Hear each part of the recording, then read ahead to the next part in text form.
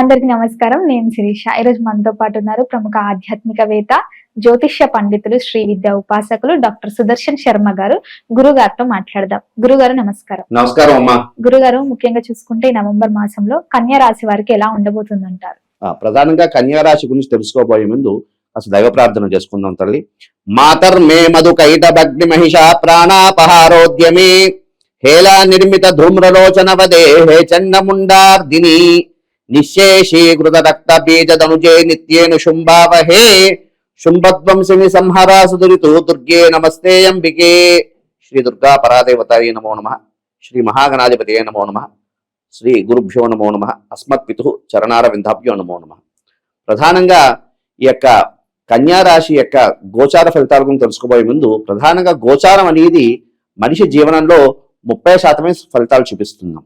ప్రధానంగా వ్యక్తిగతంగా వారి యొక్క లగ్నం రీత్యా అంటే పుట్టిన సమయం బట్టి లగ్న రీత్యా ఆ యొక్క జాతక ఫలితం అనేది 70% తీసుకుంటే ఈ యొక్క గోచారం అనేది 30% ఫలితం చూపిస్తుంది. కాబట్టి ఆ జాతక రీత్యా ఫలితాలు చూసుకుంటూ ఆధారం చేసుకుంటూ గోచారం ఫలితాలను కూడా ఆధారం చేసుకుంటూ ఆ యొక్క మనిషి జీవనాన్ని ఆ యొక్క రాశి ఫలితాలను మనం ఆధారంగా చూసుకుని ఫలితాలు చూసుకోవాలి. ఎందుకంటే కొంతమంది మనుషులకి ఎట్లా ఉంటుందంటే కన్యా రాశి బాగుంటుంది అనుకుంటాం, కానీ వ్యక్తిగతంగా వాళ్ళ జాతకంలో కాస్త ఇబ్బందులు పడుతూ ఉంటారు. అయితే అందుకని వ్యక్తిగతంగా వారి యొక్క జాతకాన్ని పరిశీలన చేసుకుంటూ అదేవిధంగా గోచారంలో ఉన్న గ్రహాన్ని ఆధారంగా చూసుకుంటూ ఫలితాలు దాని ద్వారా ఆ యొక్క పరిహారాలు చేసుకోవడం ద్వారా వారి యొక్క జీవనం అనేది అనుకూలంగా ఉంటుంది తల్లి. అయితే ఇది ప్రధానమైనటువంటి విషయం. అయితే ఈ యొక్క కన్యా రాశి గురించి మనం రాశి ఫలితాలు తెలుసుకోబోయే ముందు ప్రధానంగా కన్యా రాశి వారు ఏ నక్షత్రం వారు ఈ కన్యా రాశిలోకి వస్తారన్న విషయం తెలుసుకుందాం తల్లి. ప్రధానంగా ఉత్తర 2, 3, 4 పాదాలు, హస్త 1, 2, 3, 4 పాదాలు, చిత్త 1, 2 పాదాలు ఈ ఆ నక్షత్రం వారు ఈ కన్యా రాశిలోకి అంటే ఆ నక్షత్రం వారి కన్యా రాశిలో వాళ్ళకి సంబంధించిన వాళ్ళని మనం పరిగణలోకి వస్తారు. అయితే ప్రధానంగా తీసుకుంటే ఈ కన్యా రాశి వారి యొక్క ప్రస్తుత గోచారం ఏ విధంగా ఉందయ్యా అంటే, గోచారం గ్రహాలు ఏ విధంగా ఉన్నాయ్యా అంటే ప్రధానంగా తీసుకుంటే ద్వితీయంలో శుక్రుడు, అదేవిధంగా ద్వితీయంలో రవి, అదేవిధంగా తృతీయంలో కుజుడు, అదేవిధంగా బుధుడు, అదేవిధంగా ప్రధానంగా తీసుకుంటే షష్ఠ స్థానమందు రాహు సంచారం. ఈ షష్ఠ స్థానమందు రాహు సంచారం, అదేవిధంగా సప్తమ మందు శని సంచారం, అదేవిధంగా వ్యయస్థానమందు కేతు సంచారం, అదేవిధంగా ఏకాదశ మందు గురు సంచారం. ఈ యొక్క గ్రహగతులను ఆధారంగా తీసుకుంటే యొక్క కన్యా రాశికి అంత అనుకూలంగా లేదు. ఈ యొక్క మాసం నవంబర్ మాసం అంత అనుకూలంగా లేదు అని చెప్పుకోవచ్చు. ఎందుకు అంటే గ్రహగతులు అంత అనుకూలంగా లేవు తల్లి. ప్రధానంగా ఏది ముట్టుకున్నా కూడా అది మట్టి మశానం అయ్యేటట్లుగా కనిపిస్తున్నారు. ఎందుకు అంటే ప్రధానంగా శని ప్రభావం, శని అంత అనుకూలంగా లేదు. వక్రీ శని ప్రస్తుతం వక్రించాడు. దాని ద్వారా ఇబ్బంది అయినటువంటి పరిస్థితులు ఏర్పడడానికి అవకాశం అనేది ఉంది. అదేవిధంగా ఈ యొక్క కుజుడు కూడా అంత అనుకూలంగా లేకపోవడం ద్వారా ఇబ్బందులు పడేటువంటి అవకాశం అనేది ఉన్నది. ఏ విషయంలో కూడా విఘ్నాలు ఎక్కువ, ప్రధానంగా విఘ్నాలు ఎక్కువ వస్తూ ఉంటాయి. ప్రతి విషయంలో కూడా ఆటంకాలు కలగడానికి అవకాశం అనేది ప్రధానంగా ఈ కన్యా రాశి ఆటంక విఘ్నాలు సంబంధమైనటువంటి కారకత్వం వల్ల ఇబ్బందులు పడే అవకాశం అనేది ఉంటుంది. గురుగారు, అలాగే ఈ కన్యా రాశి వారికి విద్యార్థులకు ఎలా ఉండబోతుందంటారు ఈ మాసం అంతా? ప్రధానంగా విద్యార్థులు, ఈ కన్యా రాశిలో సంబంధించినటువంటి విద్యార్థులు చాలా కష్టపడి చదవాల్సి ఉంటుందమ్మా. ఎందుకు అంటే గ్రహగతులు అంత అనుకూలంగా లేవు కాబట్టి కష్టపడితేనే ఫలితం రావడానికి అవకాశం అనేది ఉంది తల్లి. అలాగే ఉద్యోగం చేసే వాళ్ళకి ఎలా ఉంటుందంటారు?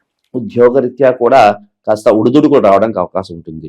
కాస్త అధికారులతో చికాకులు, అధికారులతో మాట తినే యోగం అనేది కలుగుతుంది. ఎందుకంటే ప్రధానంగా తీసుకుంటే ఈ యొక్క వ్యయంలో కేతు సంచారం, అదేవిధంగా షష్ఠ స్థానంలో రాహు సంచారం వల్ల ఉద్యోగంలో శత్రువులు, వాటి ద్వారా ఇబ్బందులు కలిగి కాస్త అధికారులతో ఇబ్బంది పడేటటువంటి పరిస్థితులు సూచిస్తున్నాయమ్మా. ఇది ప్రధానమైనటువంటి విషయం. అదేవిధంగా ఉద్యోగ ప్రయత్నం చేస్తున్న వారు కూడా ప్రధానంగా ప్రథమంలో విఘ్నాలు వచ్చినా అంతిమంలో విజయం సాధించడానికి అవకాశం అనేది ఉంది. అలాగే గురుగారు, ఉద్యోగం మారాలి అనుకుంటున్న వాళ్ళకి ఎలా ఉంటుంది? ప్రస్తుత కాలంలో ఉద్యోగం మారాలి అనుకున్న వాళ్ళు ఆ ప్రయత్నాన్ని విరమించుకోవడం చాలా ఉత్తమమైనటువంటి విషయం. అలాగే గురుగారు వివాహ యోగం, అలాగే వివాహం జరిగిన వారికి సంతాన యోగం ఉందంటారు. వివాహ యోగం అనేది ప్రస్తుత ఈ యొక్క మాసంలో కాస్త విఘ్నాలు కలిగినప్పటికీ కూడా ఈ వివాహ ప్రయత్నం గట్టి ప్రయత్నం చేస్తే వివాహం సిద్ధించడానికి అవకాశం అనేది ఉన్నది. అదేవిధంగా సంతాన నిమిత్తార్థం కూడా ప్రస్తుత కాలం అంత అనుకూలమైనటువంటి కాలం కాదమ్మా.